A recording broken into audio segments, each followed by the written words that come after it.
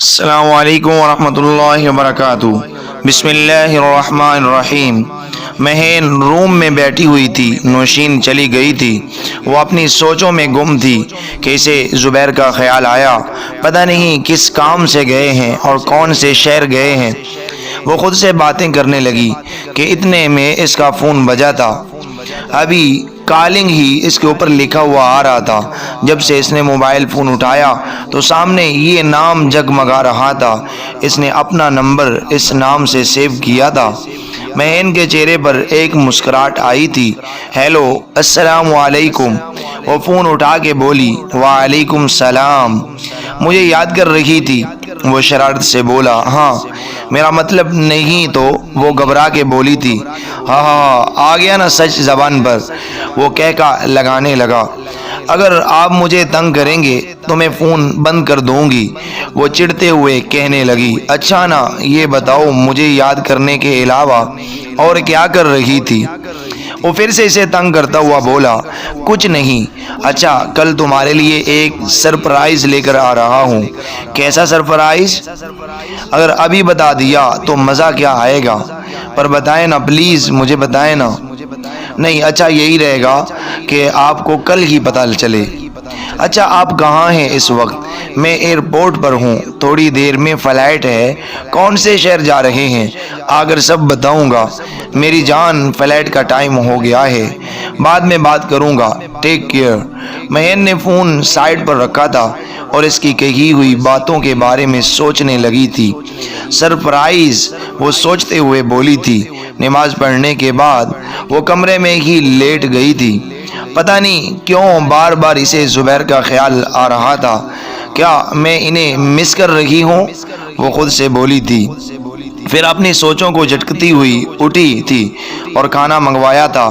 آج اس نے کھانا روم میں ہی منگوایا تھا۔ وہ بیڈ پر لیٹی تھی کہ اس کی آنکھ لگ گئی تھی۔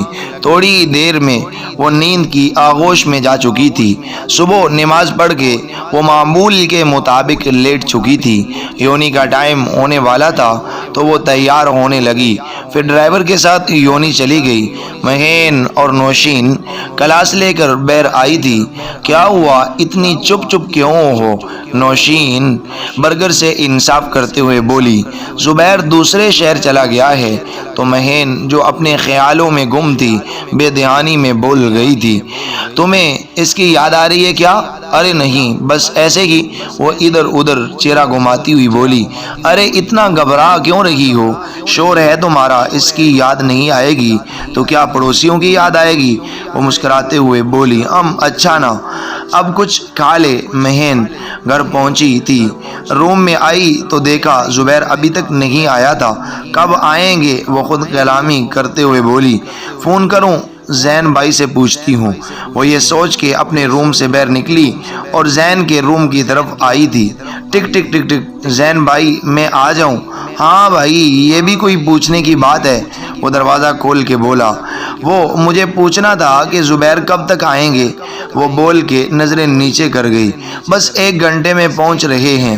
اچھا جی۔ مہر روم میں واپس آئی تھی، 1 گھنٹے میں آ رہے ہیں، تیار ہو جاتی ہوں۔ وہ الماری سے کپڑے نکالتی ہوئی واش روم میں چلی گئی تھی۔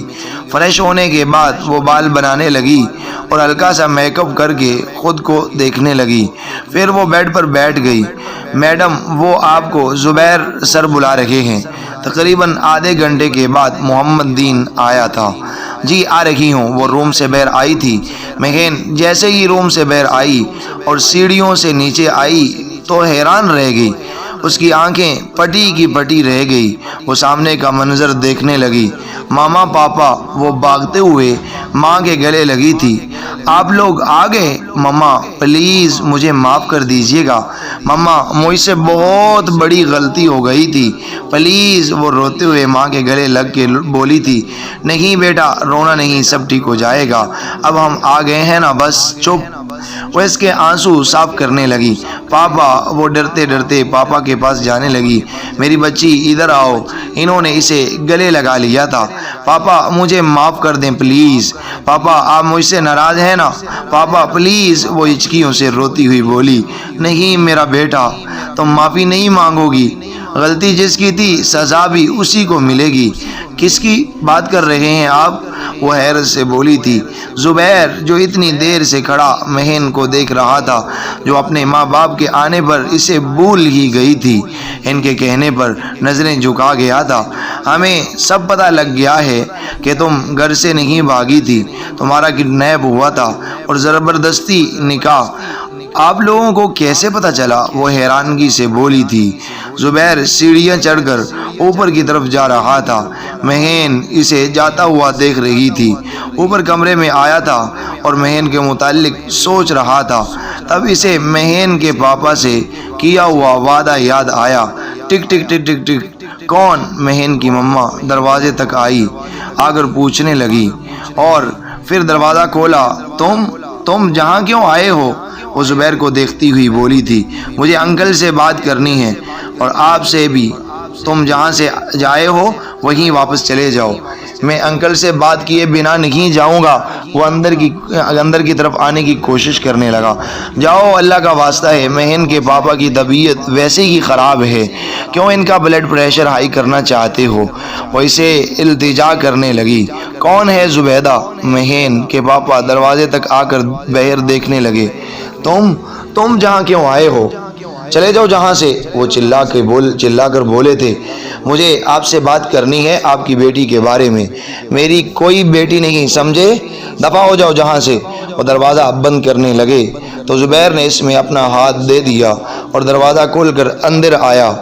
میں آپ کو سچ بتائے بنا نہیں جاؤں گا، وہ انہیں دیکھتا ہوا بولا۔ سچ یہ ہے کہ تم، میں اور اس لڑکی نے جو کبھی میری بیٹی تھی، میری عزت کا جنازہ نکالا ہے۔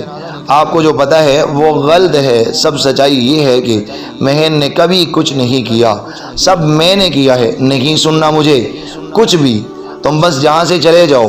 اگر آپ نے آج سچ نہیں سنا تو بعد میں بہت پچھتائیں گے آپ۔ میری بات ایک بار سن لیں۔ وہ پھر سے بولا۔ پہلی اور آخری بار تمہاری بات سن رہا ہوں، بولو۔ زبیر نے ساری بات ان کو بتائی تھی کہ کس طرح اس نے مہین کو کڈنیپ کر کے زبردستی نکاح کیا تھا اور اسے ڈرا کے جھوٹ بولنے پر آمادہ کیا تھا۔ پوری سچائی سن کر مہین کے پاپا کی آنکھوں میں آنسو آ گئے۔ زبیر تمام سچائی بتا کر خاموش ہو گیا تھا۔ اس کے منہ پر ایک تھپڑ پڑا تھا۔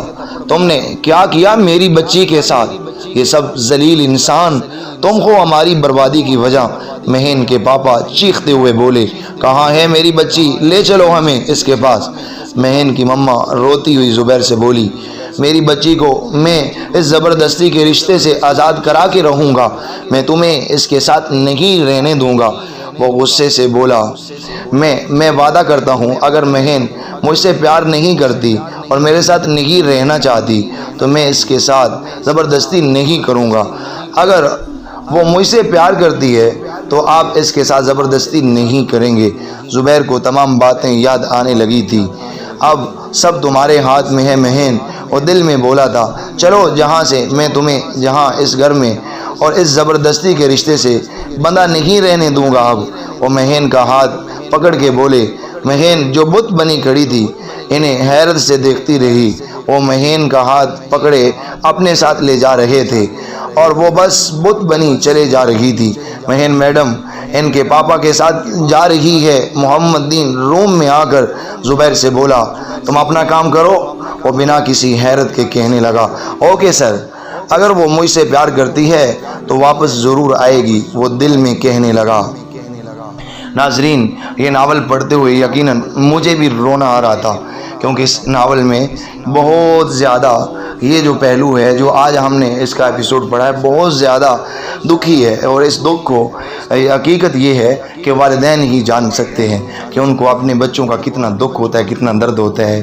خیر دوستو، آئی ہوپ میں امید کرتا ہوں کہ آپ لوگوں کو یہ ناول بہت زیادہ پسند آیا ہوگا۔ اگر آپ یہ چاہتے ہیں کہ نیکسٹ والا ایپیسوڈ آج ہی اپلوڈ کر دیا جائے تو پلیز کومنٹس میں اپنی رائے کا اظہار ضرور کیجیے گا۔ نیکسٹ والا ایپیسوڈ آپ کی رائے پر منحصر ہے۔